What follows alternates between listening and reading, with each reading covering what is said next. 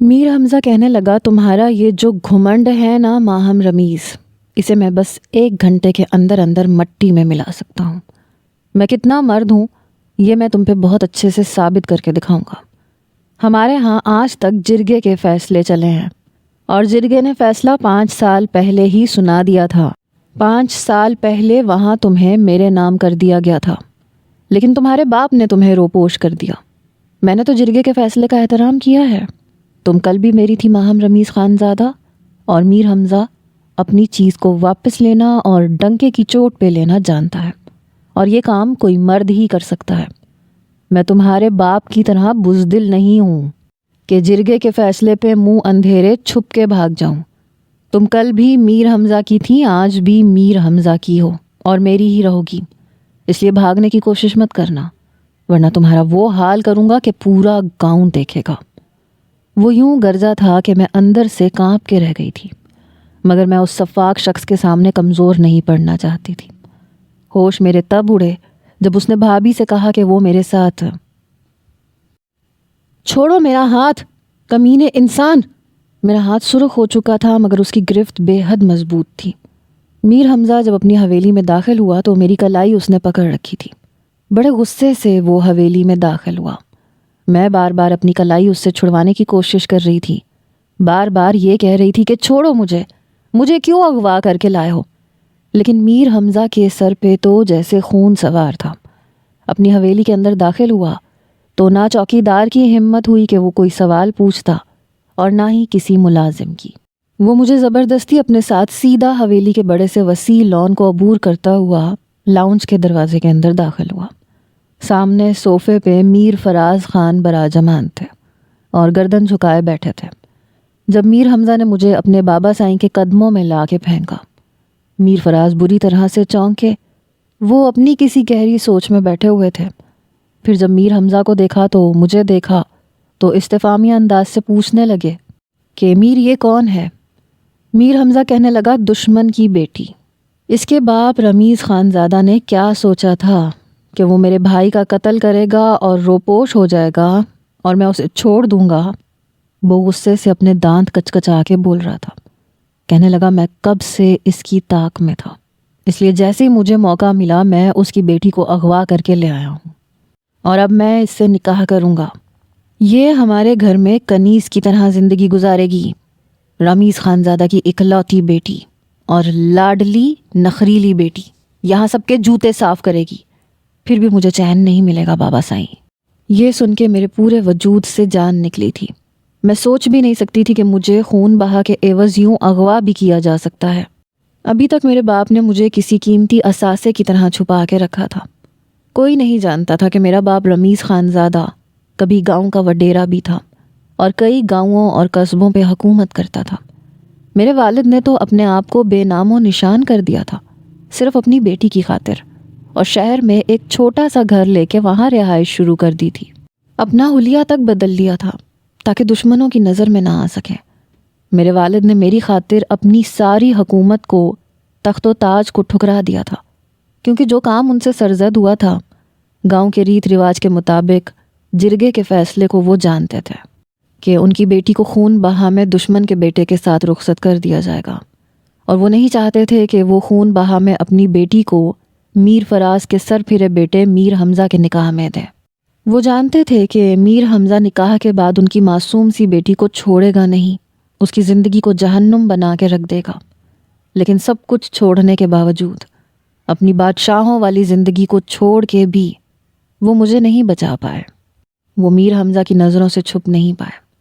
جب میر فراز کو یہ پتہ چلا کہ رمیز خانزادہ کی بیٹی ماہم کو میر حمزہ اغوا کر کے لایا ہے تو یہ بات زنان خانے میں بھی چھپ نہیں پائی۔ حالانکہ زنان خانے کی خواتین مردوں سے پردہ کرتی تھیں اور غیر ضروری لاؤنج میں نہیں آتی تھیں، کیونکہ ملازمین سے بھی ان کا پردہ کروایا جاتا تھا۔ لیکن میر ارحم کی بیوہ کو جب یہ پتہ چلا کہ اس کے دشمن کی بیٹی کو اس کا دیور گھر لے آیا ہے تو روتے ہوئے وہ زنان خانے سے باہر آئی تھی۔ سفید جوڑے میں ملبوس، سر پہ سفید دوپٹہ اوڑھے، اس کی آنکھوں سے ابھی بھی آنسو بہہ رہے تھے۔ حالانکہ 5 سال گزر چکے تھے، لیکن اس کا زخم ابھی بھی ہرا تھا۔ مجھے یوں فراز میر کے پاؤں میں گرا ہوا دیکھا تو وہ میر حمزہ کے پاس آ گئی اس کے کندھے پہ ہاتھ رکھ کے کہنے لگی حمزہ آج تم نے اپنے بھائی کی روح کو سکون پہنچایا ہے، گلا دبا دو اس لڑکی کا، جان سے مار ڈالو اسے۔ وہ غصے سے چلائی تھی، حالانکہ حویلی میں آج تک کبھی کسی عورت کی آواز یوں نہیں گونجی تھی۔ میر حمزہ کہنے لگا نہیں بھابھی، اس کو جان سے مار دینا تو بہت آسان سزا ہوگی، اور میں اسے کوئی بھی آسان سزا دینے کے حق میں نہیں ہوں۔ اسے تو میں پل پل تڑپاؤں گا، یہ اپنے منہ سے موت مانگے گی لیکن اسے موت نہیں ملے گی، اور اس کی ہر اذیت اس کے باپ کو دکھاؤں گا تاکہ وہ تڑپ تڑپ کے مر جائے۔ میں نے جب یہ سنا تو میں اٹھ کے کھڑی ہو گئی۔ میر کے سامنے جا کے میں کہنے لگی کہ اگر میرے باپ نے تمہارے بھائی کا قتل کیا ہے تو پہلے مجھے ثبوت دکھاؤ۔ میں کوئی جاہل گنوار لڑکی نہیں ہوں میر حمزہ، نہ ہی کم عمر ہوں کہ تم خون بہا میں مجھے اٹھا کے لے آؤ اور میں چپ رہوں، تمہاری حویلی میں ظلم برداشت کروں۔ میں ایک پڑھی لکھی اور شہر کی لڑکی ہوں، اگر میرے باپ نے قتل کیا ہے تو جاؤ جا کے عدالت سے جا کے انصاف مانگو۔ بزدلوں کی طرح اور نامردوں کی طرح چھپ چھپا کے کسی کی بیٹی کو اٹھا کے حویلی میں لا کے زبردستی سزا دینے کو تم اپنی مردانگی کہتے ہو؟ میر حمزہ تم غلط کہتے ہو۔ اگر تم واقعی سچے ہو تو پہلے میرے باپ کو مجرم ثابت کرو۔ میں تم سے ایک لڑکی ہو کے وعدہ کرتی ہوں کہ اپنے باپ کو میں خود پھانسی کی سولی پہ چڑھا دوں گی، اور تمہاری طرح سب کچھ چھپا کے نہیں کروں گی۔ یہ سننا تھا کہ میر حمزہ کا پارا آخری حد تک ہائی ہوا تھا۔ کہنے لگا یہ تمہارا جو گھمنڈ ہے نا ماہم رمیز، اسے میں بس 1 گھنٹے کے اندر اندر مٹی میں ملا سکتا ہوں۔ میں کتنا مرد ہوں یہ میں تم پہ بہت اچھے سے ثابت کر کے دکھاؤں گا۔ ہمارے ہاں آج تک جرگے کے فیصلے چلے ہیں، اور جرگے نے فیصلہ 5 سال پہلے سنا دیا تھا۔ 5 سال پہلے ہی وہاں تمہیں میرے نام کر دیا گیا تھا، لیکن تمہارے باپ نے تمہیں روپوش کر دیا۔ میں نے تو جرگے کے فیصلے کا احترام کیا ہے۔ تم کل بھی میری تھی ماہم رمیز خانزادہ، اور میر حمزہ کو اپنی چیز واپس لینا اور ڈنکے کی چوٹ پہ لینا آتا ہے، اور یہ کام کوئی مرد ہی کر سکتا ہے۔ میں تمہارے باپ کی طرح بزدل نہیں ہوں کہ جرگے کے فیصلے پہ منہ اندھیرے چھپ کے بھاگ جاؤں۔ وہ ایک ایک لفظ چبا کے کہہ رہا تھا، پھر اپنی بھابھی سے کہنے لگا آپ کو پوری اجازت ہے بھابھی، اس لڑکی کے ساتھ جیسا چاہے برتاؤ کریں، کیونکہ یہ آپ کی قصوروار ہے۔ اس سے پہلے کہ فائزہ آگے بڑھتی، میر فراز نے اسے روک دیا۔ کہنے لگے فائزہ تم اندر زنان خانے میں جاؤ اور ملازمہ کو بھیجو، اس لڑکی کو پہلے جرگے میں لے جایا جائے گا، اور پھر جو فیصلہ جرگہ کرے گا ہم اسی کے پابند ہوں گے۔ یہ سن کے فائزہ اور میر حمزہ کہنے لگے بابا سائیں آپ بھول رہے ہیں، جرگہ اپنا فیصلہ سنا چکا ہے، اور اب اس پر عمل ہم اپنی حویلی میں ہی کریں گے۔ میر فراز نے ہاتھ کے اشارے سے میر حمزہ کو خاموش رہنے کے لیے کہا، پھر کہنے لگے میر تم گاڑی نکلواؤ، ہم خود اس لڑکی کو لے کے جرگے میں جائیں گے۔ یہ سن کے میر حمزہ نے ایک تیکھی نظر مجھ پہ ڈالی، میری آنکھوں میں بھی نفرت تھی، اور پھر میر فراز کے ساتھ مجھے بھی جرگے میں لے جایا گیا جہاں پہلے سے سب موجود تھے۔ وہاں کے سرپنچ ان لوگوں کو دیکھ کے حیران ضرور ہوئے تھے۔ کہنے لگے میر فراز اس وقت آپ یہاں پہ؟ میر فراز نے کہا جی ہاں۔ پھر جب سرپنچ کی نظر میر حمزہ کے ساتھ کھڑی مجھ پہ پڑی تو کہنے لگے یہ کون ہے؟ میر حمزہ کہنے لگا رمیز خانزادہ کی بیٹی ماہم رمیز۔ یہ سن کے سرپنچ کے ماتھے پہ بل پڑے تھے۔ کہنے لگے یہ آپ لوگوں کو کہاں سے ملی؟ وہ تو روپوش ہو چکا تھا۔ میر حمزہ کہنے لگا دشمن پر میں چیل جیسی نظر رکھتا ہوں، یہ اگر 7 زمینوں کے نیچے بھی ہوتی تو میں اسے لے آتا، آخر سرپنچ کے فیصلے کا احترام بھی تو ہم پہ ضروری ہے۔ یہ سن کے بڑی بے یقینی سے سرپنچ نے مجھے دیکھا۔ کہنے لگے تمہارے باپ کو شرم نہیں آئی سرپنچ کے فیصلے کے خلاف جاتے ہوئے؟ کیا سوچا تھا اس نے کہ دشمن اپنی آنکھیں بند کیے بیٹھا ہے؟ سرپنچ کے سخت لہجے پہ بھی میں سرپنچ کی آنکھوں میں آنکھیں ڈال کے دیکھ رہی تھی۔ میں نے کہا میں نے نہیں مارا تھا اس کے بھائی کو۔ یہ کہتے ہوئے میں نے اپنی کلائی میر حمزہ کے ہاتھ سے چھڑوانے کی بھرپور کوشش کی، لیکن وہ بھی مرد کا بچہ تھا، کلائی نہیں چھوڑی۔ جب میں نے اس کے بھائی کو مارا ہی نہیں ہے تو سزا مجھے کیوں ملے گی؟ یہ کون سا اندھا انصاف ہے؟ کس عدالت نے ایسا فیصلہ سنانے کے لیے کہا ہے؟ کس قانون میں یہ لکھا ہے کہ قتل باپ بھائی کریں اور ساری زندگی خون بہا کے عوض اس کی بہن اور بیٹی غلامی کرتی پھریں؟ جب قانون میں ایسا نہیں لکھا تو آپ لوگ بھی مجھے ایسی کوئی سزا نہیں دے سکتے۔ اور میرے باپ نے اس کے بھائی کا قتل کیا ہے، یہ کیسے ایسے پر یقین بات یہ کہہ سکتا ہے؟ مجھے ثبوت دکھائیں۔ میں خواہ کسی بھی الٹے سیدھے فیصلے پہ سر نہیں جھکاؤں گی۔ بار بار میں اپنی کلائی میر حمزہ کے ہاتھ سے چھڑوا رہی تھی۔ سرپنچ اس وقت میری بات سن کر جتنا بھی حیران ہوتا اتنا کم تھا۔ کہنے لگا لڑکی کی زبان تو بہت تیز ہے۔ پھر 4 قدم بڑھا کے میرے سامنے کھڑا ہو گیا۔ کہنے لگا بات سن لڑکی، ہمارے یہاں پہ کسی عدالت اور کسی قانون کا فیصلہ نہیں چلتا، یہاں فیصلہ میں کرتا ہوں اور سب کو ماننا پڑتا ہے۔ ساری زندگی تیرے دادا پردادا میرے فیصلے پہ سر جھکاتے آئے ہیں۔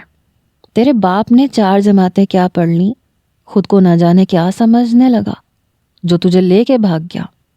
وہ سمجھتا تھا کہ تمہیں بھگا دے گا تو تم پکڑی نہیں جاؤ گی۔ ہمارے ہاتھ کتنے لمبے ہیں اس کا اندازہ تمہیں ہو گیا ہوگا۔ ہم ابھی کے ابھی تمہارا نکاح امیر حمزہ سے کروائیں گے، تم روک سکتی ہو تو روک کے دکھا دو۔ یہ سن کے میرا رنگ اڑا تھا۔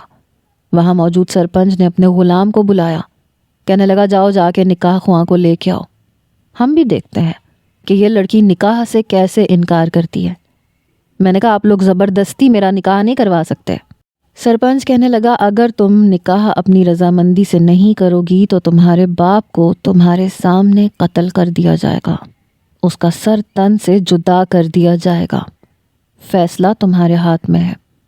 یہ کہہ کے اس نے ایک اور غلام کی طرف اشارہ کیا۔ کچھ ہی دیر میں 2 مضبوط اور لمبے چوڑے نوجوان آئے جنہوں نے میرے والد کو پکڑ رکھا تھا۔ جیسے ہی وہ جرگے میں آگے آئے میں اپنے والد کی جانب بڑھی۔ بابا آپ یہاں، چھوڑو میرا ہاتھ میر، میرا ہاتھ چھوڑو۔ لیکن میر کے ہاتھ میں میری کلائی تھی جسے اس نے زور سے پکڑ رکھا تھا، اس لیے مجھے رکنا پڑا۔ میں کہنے لگی میر میرا ہاتھ چھوڑو۔ بابا جانی یہ مجھے اغوا کر کے لایا ہے، مجھے نہیں کرنا اس سے نکاح۔ میرے والد سر جھکائے کھڑے تھے، 1000 کوشش کے باوجود بھی ناکام ہو چکے تھے۔ بے نام زندگی گزارنے کے باوجود بھی اسی جگہ قسمت نے لا کے کھڑا کر دیا تھا جہاں سے وہ بھاگے تھے۔ فرق بس اتنا تھا کہ اس وقت ان کی معصوم بیٹی صرف 14 سال کی تھی اور آج 20 سال کی۔ کیا کچھ نہیں کیا تھا میرے والد نے میری خاطر، لیکن کچھ نہیں کر پائے۔ میرے والد کہنے لگے ماہم تم یہ نکاح اپنی پوری رضامندی سے کر لو، تمہارے باپ کی تم سے یہ التجا ہے بیٹی۔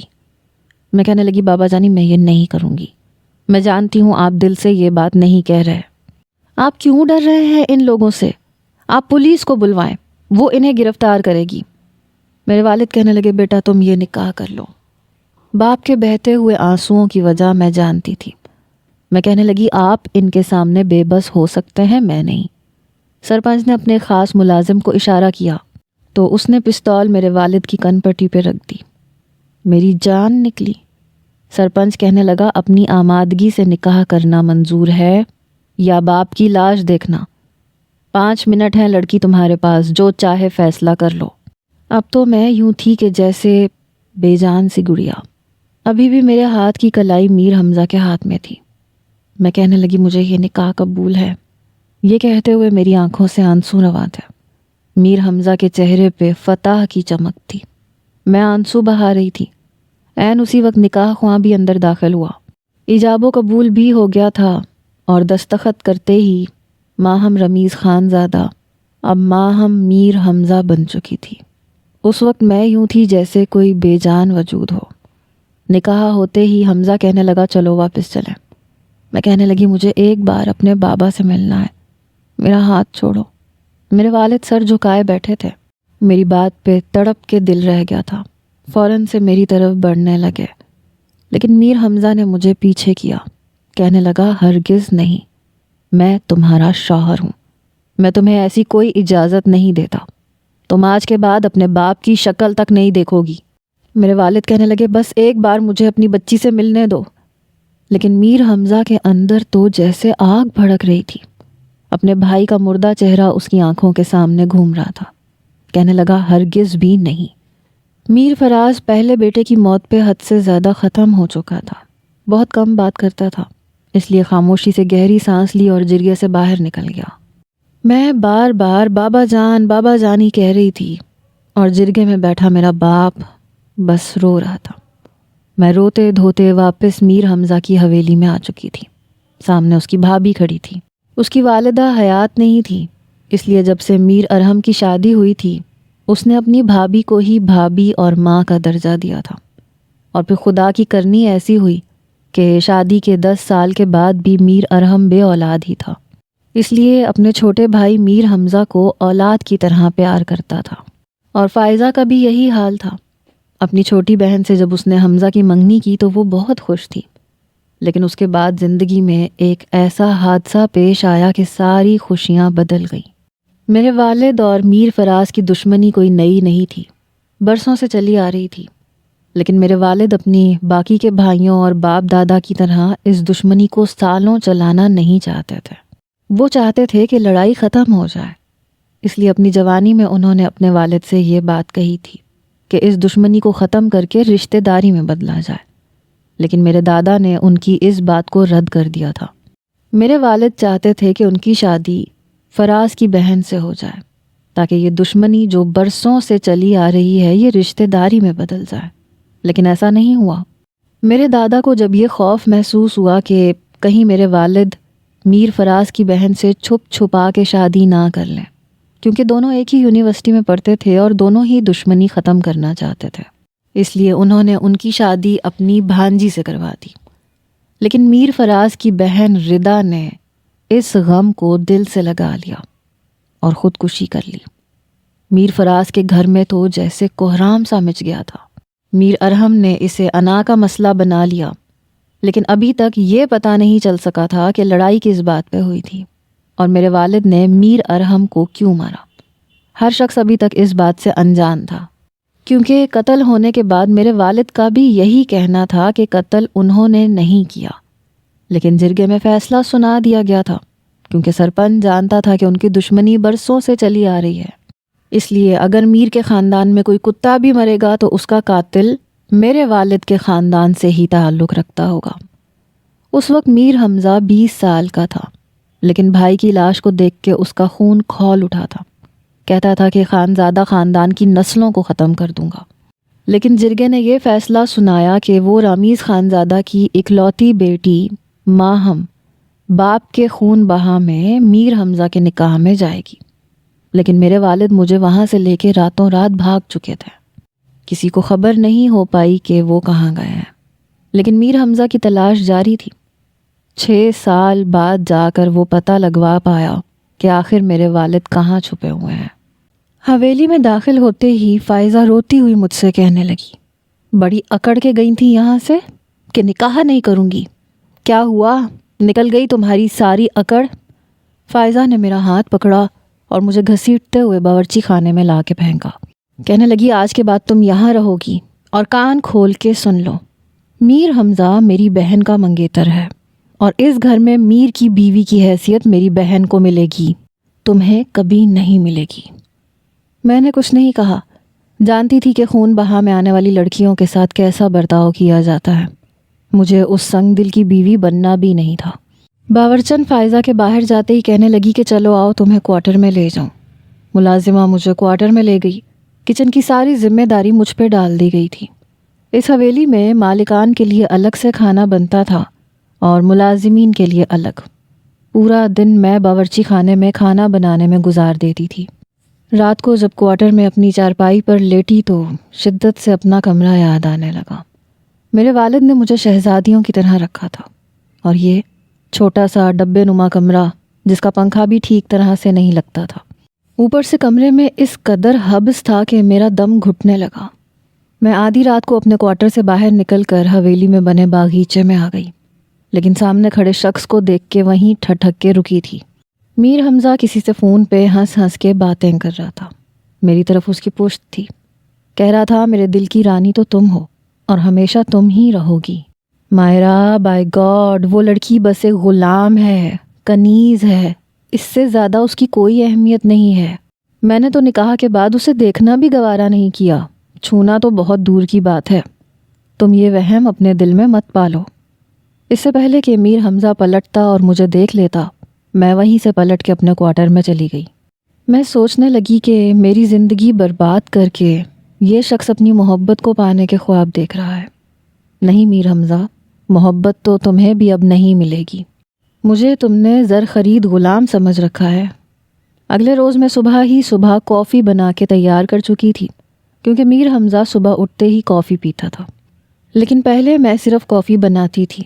میر حمزہ کے کمرے میں کافی ملازمہ دے کے آتی تھی، لیکن آج میں ملازمہ سے کہنے لگی کہ تم ناشتہ تیار کرو، میں کافی دے کے آتی ہوں۔ یہ کہہ کے میں لاؤنج کی سیڑھیاں چڑھ کے میر حمزہ کے کمرے میں چلی گئی۔ کمرے میں اندھیرے کا راز تھا، وہ گہری نیند سو رہا تھا۔ میں نے کافی کا کپ سائڈ ٹیبل پہ رکھا، وہیں اس کا موبائل رکھا تھا۔ فون شاید سائلنٹ پہ تھا۔ اس پہ مائرہ کا نام پڑھ کے میں سمجھ گئی کہ فائزہ کی بہن ہے اور میر کی منگیتر۔ میں نے موبائل اٹھایا اور کمرے سے منسلک بالکنی میں چلی گئی۔ فون اٹھا کے خمار آلود لہجے میں کہنے لگی، ہیلو، اتنی صبح چین نہیں ہے تمہیں؟ مائرہ ایک نسوانی آواز سن کے حیران ہوئی، کہنے لگی کون بات کر رہا ہے؟ یہ میر کا نمبر ہی ہے نا؟ مائرہ کو یقین نہیں آ رہا تھا۔ میں نے کہا ہاں، میر کا نمبر ہی ہے، اور وہ میرے پہلو میں گہری نیند سو رہا ہے۔ مجھے بھی بہت گہری نیند آ رہی ہے۔ پوری رات سونے نہیں دیا میر نے، بہت نوٹی ہے، رات بھر میری جان نہیں چھوڑی۔ آپ جو کوئی بھی ہیں پلیز بعد میں کال کیجئے گا۔ میں نے جان بوجھ کے کہا، میر کیا ہے، پلیز اب تو مجھے بخش دیں، چھوڑیں بھی مجھے۔ میر کیا کر رہے ہیں آپ؟ اب میری اور نہیں، اف۔ یہ کہہ کے میں نے فون بند کر دیا اور کمرے میں جا کے مائرہ کا نمبر بلاک کر دیا اور چھپکے سے سائڈ ٹیبل پہ موبائل آف کر کے رکھ دیا، تاکہ مائرہ پریشانی میں بار بار فون کرے اور اسے فون آف ملے۔ فون رکھ کر میں چھپکے سے کمرے سے باہر آ چکی تھی۔ تمہاری تو ایسی کی تیسی، کیا سمجھ رکھا ہے تم نے مجھے؟ میرا کام ہو چکا تھا، اس لیے ایک دل فریب مسکراہٹ میرے چہرے پہ پھیل گئی تھی۔ جیسے ہی میں سیڑھیاں نیچے اترنے لگی تو فائزہ سے ٹکرا گئی۔ فائزہ نے جب مجھے دیکھا تو کہنے لگی، تم اوپر کیا کر رہی ہو؟ تمہارا کام صرف نیچے باورچی خانے تک ہے۔ میں نے کہا یہ سوال آپ اپنے دیور سے پوچھیں تو بہتر ہوگا۔ یہ کہتے ہوئے میں نے اپنا دوپٹہ ٹھیک کیا، جیسے اپنا بکھرا حلیہ درست کرنے کی کوشش کر رہی ہوں، اور نیچے اتر گئی۔ فائزہ تو یوں تھی کہ آنکھیں جھپکنا بھول گئی کہ میر حمزہ مجھے اپنے کمرے میں کیوں بلاتا ہے۔ میرا تیر نشانے پہ لگ چکا تھا۔ میں اپنے چہرے پہ مسکراہٹ سجائے سیدھا کچن میں جا چکی تھی۔ ناشتے کا وقت ہونے والا تھا اور مجھے میر فراز کے لیے پرہیزی کھانا بنانا تھا۔ ایک نوکرانی کو فائزہ کی طرف سے اتنی اجازت دی گئی تھی کہ وہ اس گھر میں کام کرنے والے تمام نوکرانیوں کی ہیڈ تھی، اس لیے اگر میں کبھی کچھ غلط کرتی یا اس کا کہنا نہیں مانتی تو اسے یہ اختیار تھا کہ وہ جیسا مرضی میرے ساتھ سلوک رویہ رکھے۔ اسی لیے اگلے پل چولہے کے قریب رکھا ہوا گرم گرم چمٹا اٹھایا اور میرے بازو سے لگانا چاہا، مگر میں پہلے ہی اس کا ارادہ بھانپ چکی تھی۔ اگلے ہی پل میں نے انتہائی غصے سے اس کا وہی ہاتھ پکڑ کے اسی کی طرف جھٹک دیا۔ گرما گرم چمٹا اڑ کے سیدھا اس کے منہ پہ لگا۔ نوکرانی کی تو گالیں جل چکی تھیں، وہ چیخنے چلانے لگی۔ باقی ملازمائیں اور فائزہ بھی بھاگ کے وہاں پہ آئی۔ چیخ کی آواز سن کے میر حمزہ بھی اٹھ چکا تھا، سبھی نیچے آئے تھے۔ سامنے وہ نوکرانی شور مچا رہی تھی کہ ہائے میں مر گئی، ہائے میرا چہرہ اس کمبخت نے جلا دیا، ہائے فائزہ بی بی دیکھیں، آپ نے کہا تھا نا کہ مجھ سے کوئی بدتمیزی کرے تو اسے سبق سکھاؤں۔ میں نے اس سے کہا کہ بڑے صاحب کے لیے پرہیزی کھانا بنتا ہے، سرخ مرچوں سے ان کو الرجی ہے، کالی مرچ استعمال کرو، تو اس نے وہی گرم چمٹا اٹھا کے میرے منہ پہ لگا دیا۔ نوکرانی کو جھوٹ بولتا دیکھ کے میرے تو کانوں سے دھواں نکلا۔ میں نے کہا جھوٹ بول رہی ہے یہ، اس نے خود یہ چمٹا مجھے لگانا تھا، لیکن میں نے اس کا ہاتھ اسی پہ پلٹ دیا۔ وہ ان کی خاندانی ملازمہ تھی۔ فائزہ آگے بڑھی اور زوردار تھپڑ میرے منہ پہ دے مارا، کہنے لگی بے حیا لڑکی، تمہارا تعلق ہے ہی ایسے خاندان سے جہاں مار دھاڑ قتل و غارت کی جاتی ہے۔ تمہارے باپ نے بھی ایسے ہی میرے شوہر کو مارا تھا، اور اب تم بھی اس گھر میں آنے کے بعد یوں ہی لوگوں کو اذیتوں سے دوچار کر رہی ہو، تمہاری ناک میں نکیل ڈالنی پڑے گی۔ اتنا کہہ کے فائزہ ایک اور تھپڑ میرے منہ پہ مار چکی تھی۔ میری آنکھوں سے آنسو بہنے لگے تھے، لیکن میں نے کچھ بھی غلط نہیں کہا تھا۔ جانتی تھی کہ اگر صفائی پیش کروں گی تو بھی اس پہ کسی چیز کا اثر نہیں ہوگا۔ وہ مجھے کچن سے سیدھا باغیچے میں لے آئی، جہاں پہ گزشتہ روز بارشوں کی وجہ سے خاردار جھاڑیاں نکل آئی تھیں۔ اتنے بڑے کانٹے تھے اور کوئی بھی ملازمہ انہیں ہاتھ نہیں لگا پا رہی تھی۔ انہیں کانٹے چبھ چکے تھے۔ ان جھاڑیوں کے پاس وہ مجھے بٹھا کے کہنے لگی کہ چپ چاپ ان جھاڑیوں کو کاٹو، تمہیں جتنے کانٹے چبھیں گے اتنا میرے دل کو سکون ملے گا، یہی سزا ہے تمہاری۔ میں نے اس مرتبہ فائزہ کو ایک نظر دیکھا اور پھر گہری سانس خارج کر کے کہنے لگی، جس قدر ظلم کر سکتی ہیں کر لیجئے، لیکن میں پھر بھی یہی کہوں گی کہ میں بے قصور ہوں اور میرا باپ بھی بے قصور ہے۔ اس روز آپ کا شوہر میرے باپ سے لڑنے کے لیے ہی گیا تھا، کیونکہ آپ کے شوہر کی پھپھو میرے باپ کے عشق میں مر گئی تھی۔ بدلہ لینے کی خاطر وہ وہاں پہ گئے تھے، لیکن خود ہی مارے گئے، ٹھیک اسی طرح جیسے آج یہ ملازمہ مجھے جلانے والی تھی، لیکن خود ہی اپنا چہرہ جلا بیٹھی۔ اگر آپ ظلم کریں گے تو یاد رکھیے گا خدا کا قہر آپ پہ نازل ہوگا۔ میں نہیں جانتی تھی کہ میر حمزہ پیچھے ہی کھڑا ہے۔ میری یوں چلتی زبان دیکھ کے میر حمزہ نے مٹھیاں بھینچی۔ آگے بڑھ کے وہ میرے بالوں کو جکڑ گیا، کہنے لگا، تمہاری ہمت کیسے ہوئی بھابھی ماں کے سامنے زبان چلانے کی؟ تم سمجھتی کیا ہو خود کو؟ اس گھر میں اپنی اوقات کبھی مت بھولنا، سمجھی؟ چپ چاپ جو بھابھی کہہ رہی ہیں وہ کرو۔ دوبارہ اگر میں نے تمہیں بھابھی کے ساتھ زبان لڑاتے دیکھا تو تمہاری زبان کھینچ کے رکھ دوں گا۔ اتنا کہہ کے وہ مجھے بالوں سے جکڑے ہوئے پٹخ چکا تھا۔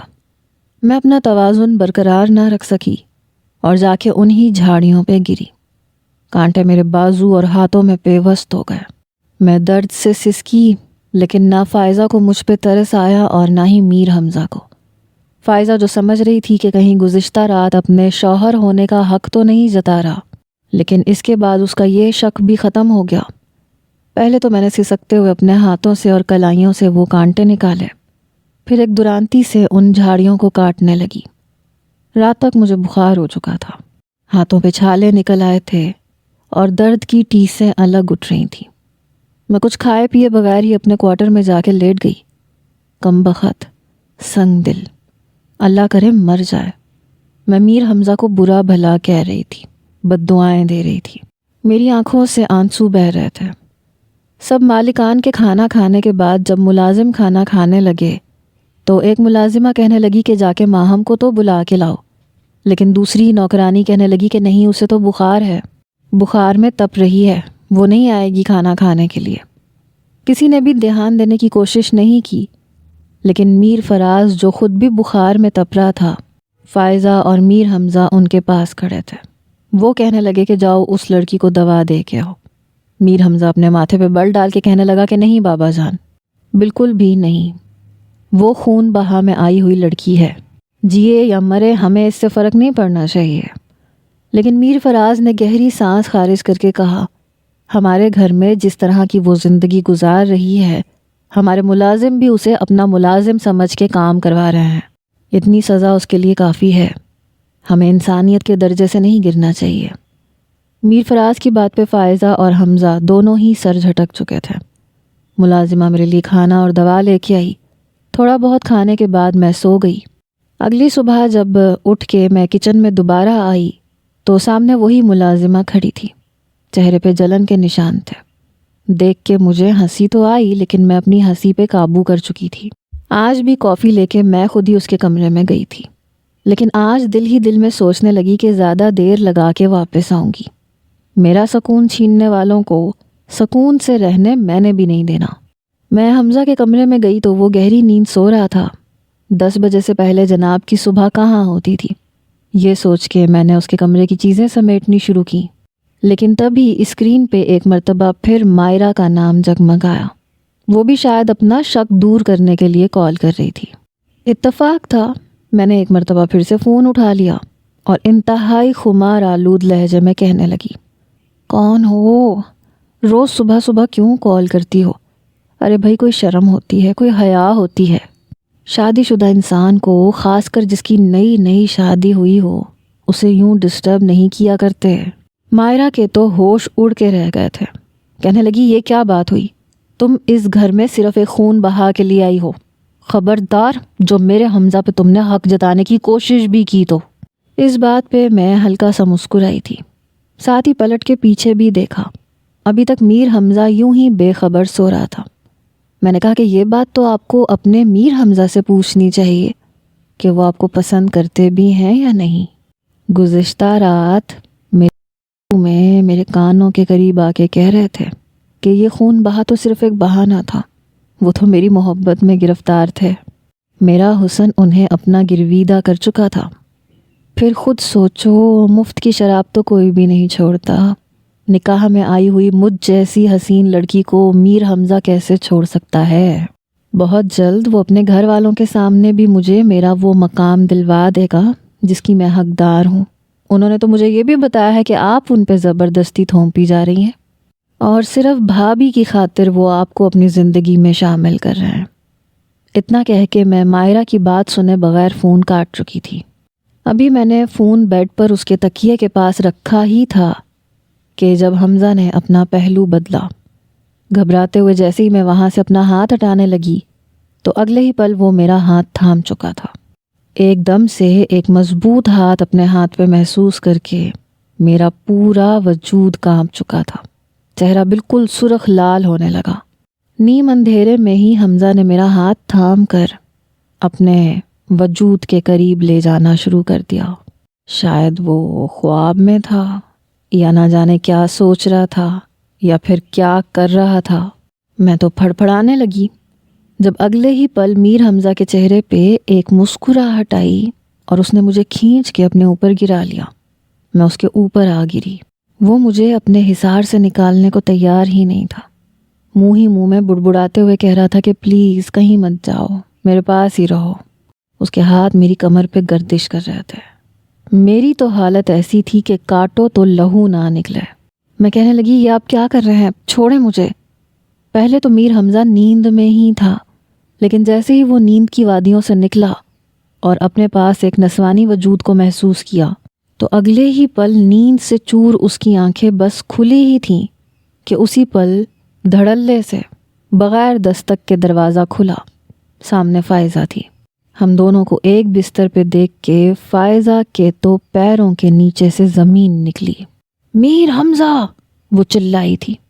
میر کی پوری آنکھیں کھلی۔ مجھے یوں اپنے پہلو میں دیکھ کے وہ بری طرح سے بوکھلا کے رہ گیا۔ میں اٹھ کے اپنا دوپٹہ اٹھانے لگی، جلدی سے اپنے بے ترتیب کپڑوں کو ٹھیک کرنے لگی۔ بھابھی کو کمرے میں دیکھ کے حمزہ بھی اٹھ کے بیٹھ چکا تھا، جبکہ میں نے تو یہ موقع غنیمت جانا۔ حمزہ تو کچھ بول ہی نہیں پا رہا تھا، یا پھر یوں کہہ لیں کہ ابھی بھی نیند میں تھا۔ اسے سمجھ نہیں آ رہی تھی کہ کیا ہوا ہے اور کیا نہیں، جبکہ مسکرا کے میں نے اپنا دوپٹہ اپنے گرد لپیٹ کر ایک شرمائی ہوئی نظر فائزہ کو دیکھا اور کمرے سے باہر نکل گئی۔ فائزہ کی آنکھوں میں شکایت تھی۔ یہ سب کچھ کیا ہے حمزہ؟ اس لڑکی کو تم خون بہا کے طور پہ لائے تھے نا؟ جواب میں حمزہ کہنے لگا کہ میں نے کب اس بات سے انکار کیا ہے؟ وہ لڑکی اس گھر میں خون بہا کے طور پہ ہی آئی ہے بھابھی۔ لیکن فائزہ اور بہت کچھ کہنا چاہتی تھی، لیکن حیا بیچ میں آڑے آ گئی۔ وہ چپ چاپ ہاتھ مسلتی ہوئی اس کمرے سے نکل آئی، لیکن سیڑھیوں سے اترتی اور پھر جان بوجھ کے مجھے دھیرے دھیرے چلتا دیکھ کے وہ غصے سے پھنکارتی ہوئی سیدھا میرے پیچھے آئی۔ کچن میں ہی میرا بازو پکڑ کے کہنے لگی کہ کیا کر رہی تھی تم حمزہ کے کمرے میں؟ تم سچ سچ بتاؤ، کیا کیا ہے تم نے حمزہ کے ساتھ؟ میں جانتی ہوں وہ نیند کا بہت پکا ہے، وہ ہوش میں تمہیں کبھی اپنے قریب نہیں کر سکتا۔ درد کے باوجود میں کہنے لگی کہ یہ بات آپ جا کے اپنے دیور سے کیوں نہیں پوچھتی؟ آخر بیوی ہوں میں ان کی۔ میاں بیوی کے درمیان کے معاملات سرے عام بتانے سے اللہ تعالیٰ سخت ناراض ہوتے ہیں۔ آپ کو اتنا ہی شوق ہے سننے کا تو اگلی دفعہ کیمرے لگوا دیجیے گا تاکہ پتہ چلتا رہے آپ کو۔ میں تو آپ کو کچھ نہیں بتانے والی، اب ایسی باتیں بتائی تھوڑی جاتی ہیں، اور آپ کا دیور کتنا گھنا میسنا ہے یہ میرے علاوہ کون جان سکتا ہے۔ آپ کے سامنے کچھ، میرے سامنے کچھ۔ میرا جواب سن کے فائزہ مزید آگ بگولا ہو گئی، کہنے لگی خبردار لڑکی، اپنی اوقات میں رہو۔ جواب میں بھی بغیر ڈرے کہنے لگی کہ اپنی اوقات میں ہی ہوں۔ میر حمزہ کی اکلوتی بیوی بن کر اس سے بڑھ کے آخر اور کیا اوقات ہو سکتی ہے؟ وہ میرا بازو مزید زور سے دبا چکی تھی، لیکن میں بھی درد کی شدتیں برداشت کرنے کے باوجود ہار نہیں مان رہی تھی۔ میں کہہ رہی تھی کہ حقیقت یہی ہے۔ فائزہ مجھے اچھی خاصی سنا کے وہاں سے جا چکی تھی۔ ملازمہ سے کہنے لگی کہ پورے گھر کا کام اسی سے کرواؤ، یہ نوکرانی ہے، تم لوگوں کی بھی یہی ملازمہ ہے، اس پہ حکم چلاؤ، جو مرضی کرو، لیکن میں کسی کو اس کا احترام کے ساتھ بات کرتے ہوئے نہ دیکھوں۔ میرے لیے زندگی اس گھر میں مزید تنگ ہو کے رہ چکی تھی، لیکن اس بات کا تو میں تہیہ کر چکی تھی کہ میں میر حمزہ کو چین سے بیٹھنے نہیں دوں گی۔ تبھی ناشتے کے لیے سب لوگ بیٹھے ہی تھے۔ اپنے ہاتھوں سے میں سب کا ناشتہ لگانے کے بعد ایک جانب کو جا کے کچن کے دروازے کھڑی ہو گئی، جب غصے سے آگ بگولا میر حمزہ اپنے کمرے سے نکلا اور سیدھا فائزہ کے پاس آیا۔ کہنے لگا، بھابی مائرہ کو کیا ہوا ہے؟ عجیب بہکی بہکی باتیں کر رہی ہے، مجھے تو سمجھ میں نہیں آ رہی۔ سمجھ کیا رکھا ہے اس نے خود کو؟ روز رات کو جو خواب میں دیکھتی ہے اٹھ کے میرے ساتھ اس بات پہ لڑنا شروع کر دیتی ہے۔ اس لڑکی کو میں کتنی مرتبہ یقین دلا چکا ہوں کہ یہ لڑکی اس گھر میں صرف خون بہا کے طور پہ آئی ہے، میرا اس کے ساتھ کوئی رشتہ نہیں ہے، میں تو اس کی طرف دیکھنا تک پسند نہیں کرتا، مگر آپ جانتی ہیں وہ مجھے کیا کہہ رہی ہے کہ میں اس لڑکی کو اپنے ساتھ کمرے میں سلاتا ہوں اور وہ میرے موبائل سے اس کے ساتھ بات بھی کر چکی ہے، اور پتہ نہیں کیا کیا کہہ رہی ہے۔ بھابی میں اب آپ کو بتا بھی نہیں سکتا۔ میر حمزہ الگ تپا ہوا تھا۔ اسی پل میں تھوڑی متذبذب سی ہوئی اور سیدھا کچن میں گھس گئی۔ کچن کے باہر سے مجھے فائزہ اور حمزہ کی باتوں کی آواز آ رہی تھی۔ یہ سوچ کے دل ہی دل میں مسکرا رہی تھی کہ تیر نشانے پہ لگ چکا ہے۔ فائزہ کہنے لگی، تم فکر مت کرو، میں اسے سمجھاؤں گی، لیکن مجھے نہیں لگتا کہ اب ہمیں دیر کرنی چاہیے۔ میں چاہتی ہوں کہ جلد از جلد میری چھوٹی بہن بیاہ کے ہمارے اس گھر میں آ جائے، تاکہ اس کے تمام شکوک و شبہات دور ہو سکیں، اور دوبارہ میں اس لڑکی کو تمہارے کمرے میں نہ دیکھوں۔ جواب میں میر حمزہ سرخ چہرہ لیے کہنے لگا کہ وہ صرف ایک غلطی تھی، ایک خواب تھا، مجھے نہیں پتا کہ یہ سب کیسے ہوا۔ بہرحال آئندہ کے بعد کمرے میں کوئی بھی کام ہوگا تو ملازمہ آئے گی، یہ لڑکی میرے کمرے میں آتی دکھائی نہ دے، اس بات کی ذمہ داری آپ کی ہے۔ میر حمزہ اتنا کہہ کے وہاں سے جا چکا تھا، جبکہ میرا یہ راستہ بھی بند ہو گیا تھا۔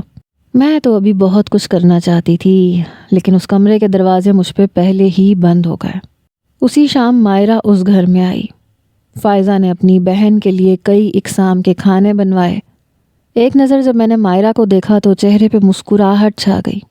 میں کہنے لگی کہ میر حمزہ، اتنی آسانی سے تو سب کچھ تمہیں نہیں ملنے والا، یہ چھپکلی کے منہ والی لڑکی سے محبت کر بیٹھے ہو تم، یہ لڑکی میں تمہاری زندگی میں کبھی شامل نہیں ہونے دوں گی، میں تمہیں مجبور کر دوں گی کہ تم سب کے سامنے مجھے بیوی تسلیم کرو گے۔ ابھی فائزہ اور مائرہ بیٹھ کے باتیں کر ہی رہی تھیں کہ جب کچن سے نکلی مائرہ نے ایک نظر مجھے دیکھا۔ فائزہ سے کہنے لگی کہ یہ کون ہے؟ اتنی خوبصورت لڑکی، شکل سے ملازمہ تو نہیں لگ رہی۔ جواب میں فائزہ کہنے لگی کہ یہ رمیز خان زادہ کی بیٹی ہے، جسے حمزہ خون بہا میں لایا ہے۔ اچھا تم بیٹھو، میں ابھی آئی۔ فائزہ وہاں سے جا چکی تھی اپنے کوارٹر کی طرف، جبکہ میں جانے لگی تو جان بوجھ کے قدم لڑکھڑا کے گرنے لگی۔ مائرہ نے فوراً مجھے تھاما، کہنے لگی کیا ہوا؟ تمہاری طبیعت ٹھیک نہیں ہے تو جا کے آرام کر لو۔ جواب میں اس سے کہنے لگی کہ ارے اب کیا کروں، حمزہ بھی نہ آرام کرنے ہی کہاں دیتا ہے، انہیں تو میری صحت کا بالکل بھی خیال نہیں ہے۔ بتا بھی چکی ہوں کہ ڈاکٹر نے منع کر رکھا ہے، ہمیں اب ایک دوسرے سے دوری بنا کے رکھنی چاہیے، آخر کو ان کے بچے کی ماں بننے والی ہوں، لیکن پھر بھی محبت اتنی کرتے ہیں، اب آج کل کے ان مردوں سے کون الجھے، میں تو بس ان کے سامنے ہار ہی مان گئی ہوں۔ مائرہ کا رنگ اڑا تھا، کہنے لگی یہ کیا کہہ رہی ہو تم، ہوش میں تو ہو؟ مجھے پورا یقین ہے حمزہ ایسا کبھی کر ہی نہیں سکتا، وہ مجھ سے محبت کرتے ہیں، وہ مجھ سے شادی کریں گے، ان کی زندگی، ان کا سب کچھ صرف اور صرف میں ہوں۔ لیکن میں گہری سانس خارج کر کے کہنے لگی کہ میں کیا کہہ سکتی ہوں، میں تو خود چاہتی ہوں کہ آپ دونوں ایک ہو جائیں۔ میر حمزہ پتہ نہیں کیوں آپ کو بھی دھوکے میں رکھ رہے ہیں اور مجھے بھی، مجھے تو کہتے ہیں کہ مجھے اس گھر میں میرا مقام دلوائیں گے، میرے بچے کو بھی اس گھر کا وارث تسلیم کروائیں گے، لیکن وہیں آپ کے ساتھ بھی شادی کے خواب دیکھ رہے ہیں۔ یہ دیکھ کے میرا جی چاہتا ہے دور کہیں چلی جاؤں، اور پھر یہ بھی منع کر رکھا ہے کہ کسی کو کچھ مت بتانا۔ یہ سب کچھ تو آپ کو میں نے اس لیے بتایا تاکہ آپ حقیقت جان سکیں۔ میری تو زندگی برباد ہو ہی گئی ہے، لیکن اس گھر میں آنے کے بعد آپ کی زندگی نہ برباد ہو جائے۔ میں مائرہ کو وہیں چھوڑ کے لاؤنج سے باہر چلی گئی۔ لان میں ایک کھڑکی تھی جو لاؤنج میں کھلتی تھی، اس کے پاس کھڑی ہو گئی کیونکہ میر کی گاڑی میں نے بنگلے میں آتے ہوئے دیکھ لی تھی۔ اسی پل میر حمزہ اس گھر میں داخل ہوا۔ مائرہ کو اتنے عرصے کے بعد اپنے گھر میں دیکھ کے اس کے چہرے پہ مسکراہٹ چھا گئی۔ وہ گاڑی سے اتر کر سیدھا اس کی طرف آیا، کہنے لگا، ارے میری جان، تم یہاں! What a pleasant surprise! مجھے تو یقین ہی نہیں آ رہا، میرے دل کا چین مجھے یوں دکھائی دے گا۔ لیکن وہ غصے سے کہنے لگی کہ بس، مجھے ہاتھ مت لگانا، دھوکہ دے رہے ہو تو مجھے بھی اور اس لڑکی کو بھی دھوکہ دے رہے ہو۔ اگر تمہاری شادی اسی سے ہو چکی ہے تو میرے ساتھ یہ دوغلا پن کیوں کر رہے ہو؟ اگر اسے بیوی تسلیم کر چکے ہو تو اسی کے ساتھ اپنی زندگی گزارو، اسی کے ساتھ اپنی لائف سیٹ کرو، اپنی بیوی کا درجہ دو اسے۔ سب سے چھپ کے اس کے ساتھ مراسم بڑھانے کا یہ کیا طریقہ ہے؟ اگر میں تمہاری زندگی میں شامل ہو بھی گئی تو دوسری عورت بن کے شامل ہوں گی، اس لیے مجھے نہیں لگتا کہ مجھے تم سے شادی کرنی چاہیے۔ مائرہ، زبان سنبھال کے بات کرو، وہ چلایا تھا۔ تم سے اپنے جذبات سنبھالے نہیں جاتے، اپنی بیوی کو پریگننٹ کر چکے ہو اور مجھ سے بھی شادی کرنا چاہتے ہو۔ آئی ہیٹ یو میر! وہ روتے ہوئے باہر آئی، اپنے ڈرائیور سے کہنے لگی، گاڑی باہر نکالو۔ یہ کہہ کے مائرہ وہاں سے جا چکی تھی۔ میر حمزہ تو سمجھ نہیں پا رہا تھا کہ آخر ماجرا کیا ہے۔ یہی تو میں چاہتی تھی، لیکن مجھے کہاں خبر تھی کہ بہت جلد میر حمزہ کے سامنے راز فاش ہونے والا ہے۔ اگلے روز جب میں دوبارہ چھپتے چھپاتے صبح کے وقت حمزہ کے کمرے میں گئی، اس وقت فائزہ بھی اپنے کمرے میں سو رہی تھی۔ اتفاق کی بات یہ تھی کہ میر حمزہ اپنے موبائل پر لاک نہیں لگا کے رکھتا تھا۔ میں نے دھیرے سے اس کے موبائل کو اٹھایا، ایک مرتبہ پھر بالکنی میں آ کے دیکھنے لگی۔ واٹس ایپ پہ کل رات مائرہ اور حمزہ کی اچھی خاصی جھڑپ ہوئی تھی۔ آخر میں میر حمزہ غصے میں اسے بلاک کر چکا تھا۔ میں منہ میں بڑبڑا کے کہنے لگی، اب آیا نا مزہ، میری زندگی جہنم بنانا چاہتا تھا میر حمزہ، میں تمہیں خوش تو کبھی بھی نہیں رہنے دوں گی۔ ابھی میں یہ کہہ ہی رہی تھی جب میرے عقب سے ایک آواز گونجی، اچھا تو یہ ساری کارستانی تمہاری ہے۔ ایک پل کو میرا وجود کانپا۔ میں نے پلٹ کے پیچھے دیکھا، بنیان اور ٹراؤزر میں 6 فٹ سے تجاوز کرتا میر حمزہ بالکل میرے پیچھے کھڑا تھا۔ چہرے پہ غصہ تھا، کہنے لگا، میرا موبائل مجھے واپس دو۔ میں نے کپ کپاتے ہاتھوں سے اسے موبائل دیا تو وہ موبائل کے ساتھ میرا ہاتھ بھی پکڑ چکا تھا۔ بالکنی سے مجھے اندر لایا اور پہلے تو اس نے بالکنی والا دروازہ لاک کیا اور پھر مجھے بیڈ پہ پٹخ دیا۔ کہنے لگا، تو یہ سب کچھ تم نے کیا ہے؟ مجھے پہلے سمجھ میں کیوں نہیں آئی کہ تم جیسی تیز لڑکی کا ہاتھ اس کے پیچھے ہو سکتا ہے۔ یہ صبح صبح روز میرے کمرے میں آ کے تم مائرہ کو میسج کرتی تھی نا، یہ کہتی تھی کہ میں تمہارے ساتھ ہر رات رنگین کر رہا ہوں، تمہارے ساتھ میاں بیوی جیسا وقت گزار رہا ہوں، اور یہ بھی کہ تم میرے بچے کی ماں بننے والی ہو۔ میں تھوڑی گھبرائی، پھر میں نے کہا، مجھے کوئی شوق نہیں ہے اس سے جھوٹ بولنے کا، یہ آپ کا اور آپ کی منگیتر کا معاملہ ہے، سمجھے آپ؟ مجھے اس سب میں مت گھسیٹیں۔ ویسے بھی میں صرف خون بہا کے طور پہ اس گھر میں آئی ہوں۔ میں وہاں سے اٹھ کے جانے لگی، لیکن میر حمزہ مجھے پکڑ کے واپس اپنے سامنے کھڑا کر چکا تھا۔ وہ مجھے گردن سے دبوچ کے اپنے سامنے لانے کے بعد کہنے لگا، بہت شوق ہے نا جھوٹ بولنے کا، میاں بیوی والے ڈرامے کرنے کا۔ تمہاری جتنی بھی کالز تھیں وہ سب میرے موبائل میں ریکارڈ ہوتی رہیں، اور اتفاق سے وہ ساری کالز میں کل رات سن چکا ہوں۔ اچھا ہوا تم خود چل کے میرے کمرے میں آ گئی اور رنگے ہاتھوں پکڑی بھی گئیں۔ اس بات پہ میرے ہوش بالکل فنا ہو چکے تھے جب میر حمزہ نے مجھے گردن سے پکڑ کے کہا کہ جو کچھ تم نے مائرہ کو کہا ہے نا، اب میں تمہارے ساتھ وہی سب کچھ کروں گا۔ سچ میں تمہاری حالت ویسی کروں گا جیسی تم ڈرامے بازیاں بھابھی اور مائرہ کے سامنے کر رہی تھی۔ اس وقت میری شرمندگی عروج پہ تھی۔ میں بوکھلاتے ہوئے کہنے لگی کہ نہیں، میں نے کچھ نہیں کیا، مجھے جانے دیں، چھوڑیں مجھے۔ لیکن وہ مجھے بیڈ پہ گرانے کے بعد میرے اوپر آ چکا تھا۔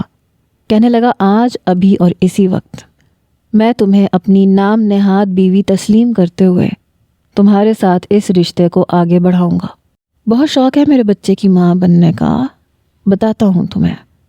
میر، میرے قریب بھی مت آنا، میں نفرت کرتی ہوں تم سے، میں چلائی تھی۔ آج کے بعد اپنے آپ سے بھی نفرت کرو گی جب تمہیں اپنے وجود میں بس میر کی چھاپ نظر آئے گی۔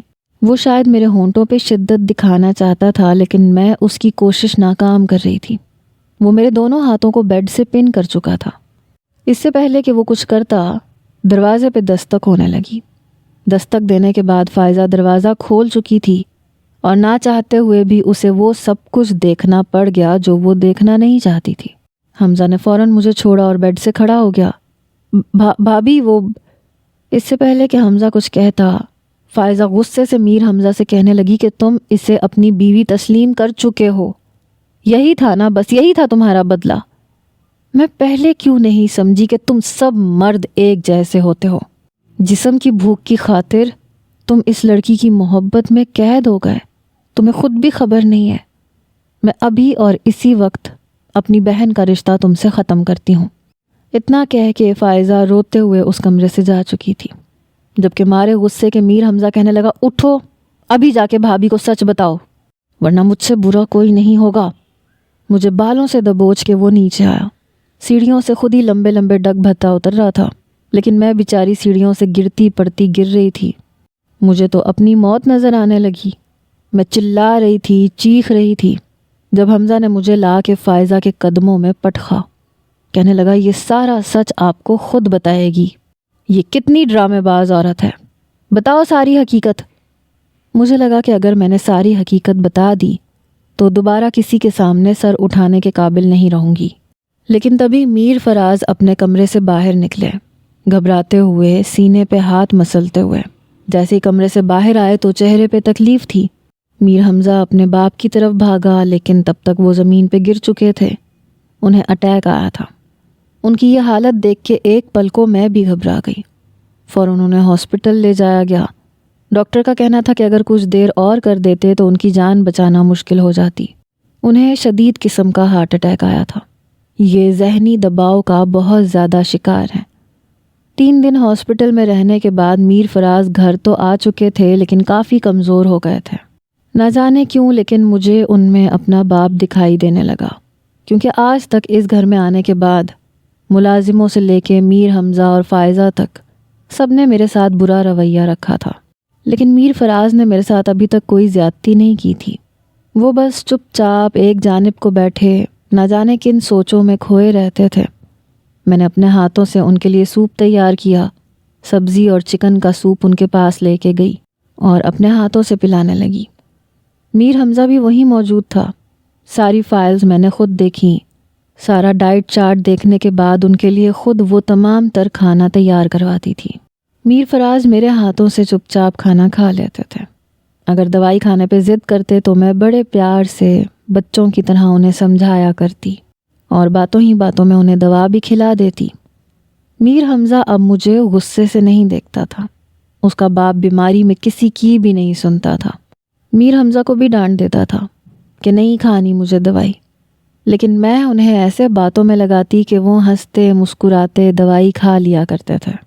میر فراز کے پاس اگر کسی روز فراغت کے وقت میں بیٹھنے کے لیے نہ آتی تو وہ میر حمزہ سے پوچھنے لگتے تھے کہ ماں ہم کہاں ہے، آج میرے پاس نہیں آئی، اس کی طبیعت تو ٹھیک ہے نا؟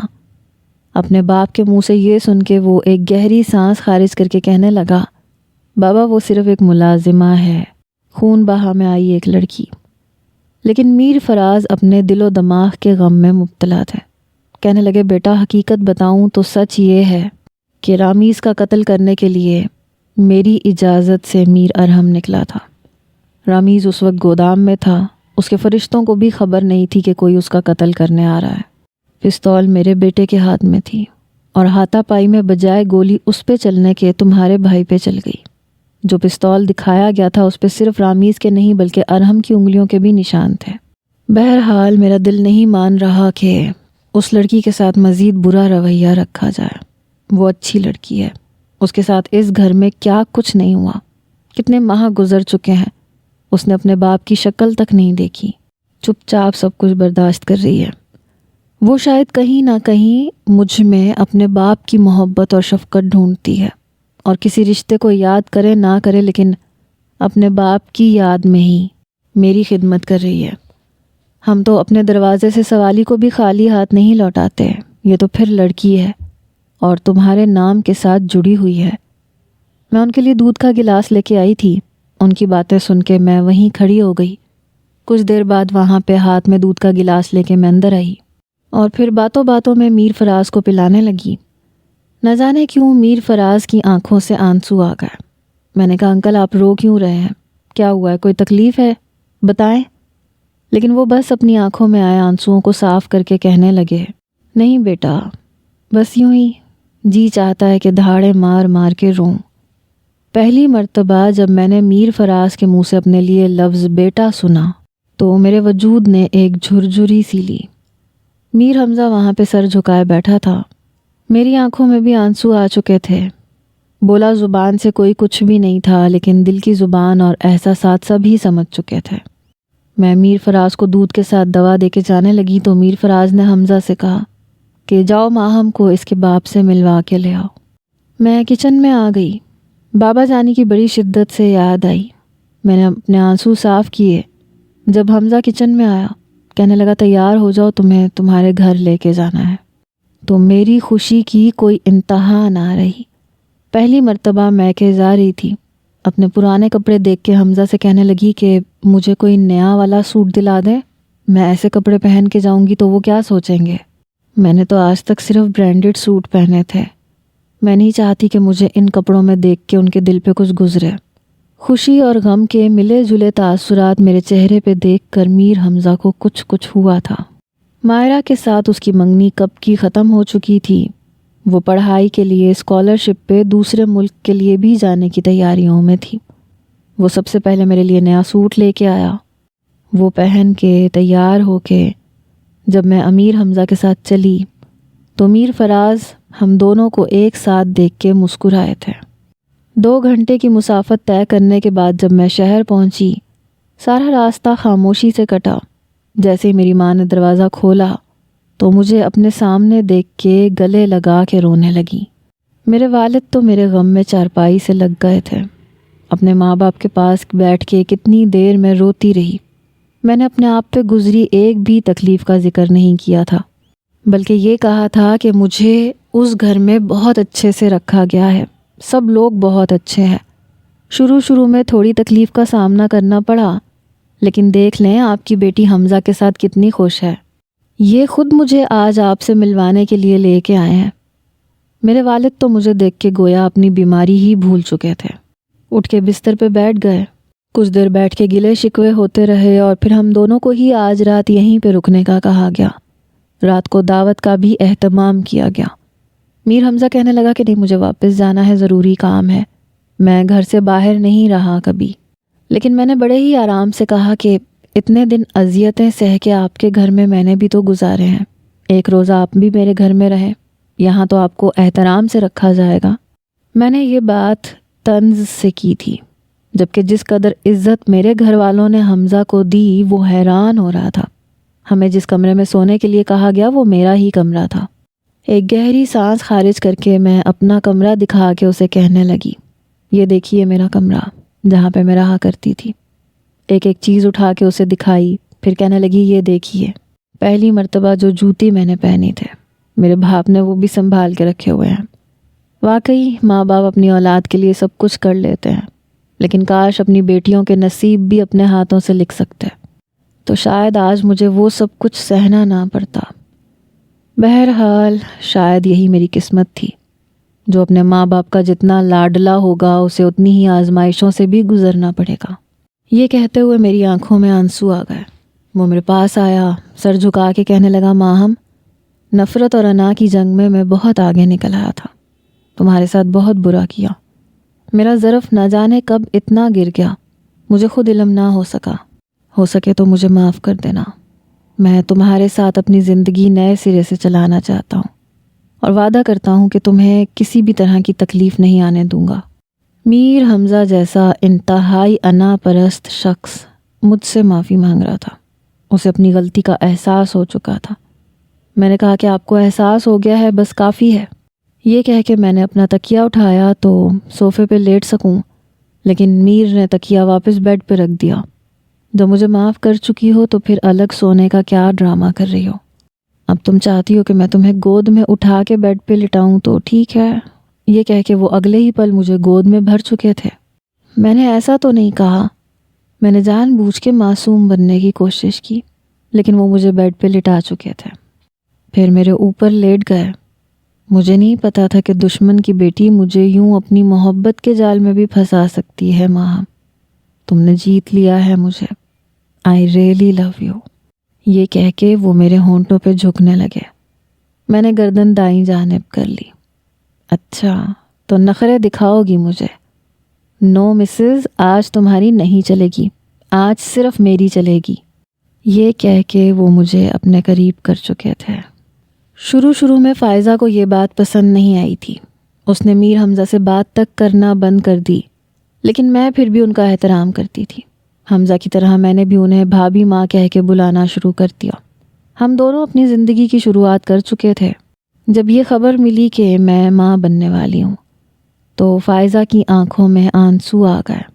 وہیں حمزہ کو میرا اتنا خیال تھا کہ وہ خیال رکھتے دیکھ کے وہ سوچتی کہ کاش اس گھر میں میری بہن آ جاتی۔ یہ لڑکی جب پہلی مرتبہ اس گھر میں آئی تھی تبھی اسے قتل کر دیتی تو زیادہ بہتر تھا۔ لیکن جب میں نے ایک چاند سے بیٹے کو جنم دیا اور اس کا نام میر ارحم خان رکھا گیا تو فائزہ کا دل بھی موم ہو چکا تھا۔ دل میں موجود رنجشیں دھیرے دھیرے ہٹنے لگیں، اور میر فراز وہ پہلے شخص تھے جس نے اپنے گاؤں سے اس پنچایت کا قانون ختم کیا اور باقاعدہ اعلان کر کے کہا کہ آئندہ کے بعد جو بھی فیصلہ ہوگا وہ پاکستان کے قانون کے مطابق ہوگا۔ یہ پنچایت، یہ خون بہا، یہ قانون اپنے ہاتھ میں لے کر پنجوں سے فیصلہ کروانے کا رواج آج سے میں ختم کرتا ہوں۔ کتنے ہی لوگ تھے جو اس فیصلے سے اتفاق کر چکے تھے، اور یقیناً کتنے خاندان تھے جن کی دشمنیاں خوش اسلوبی سے ختم کر دی گئی تھیں، اور ختم کروانے والا بھی کوئی اور نہیں بلکہ میر حمزہ تھا۔ کبھی کبھار وہ حیران ہوتا تھا کہ ایک لڑکی اس کی زندگی میں شامل ہو کر اسے اس قدر بھی بدل سکتی ہے۔ وہ جب اپنے بیٹے کو دیکھتا تھا اور پھر میری سمت دیکھتا تھا تو اپنی قسمت پہ رشک کرنے لگتا تھا۔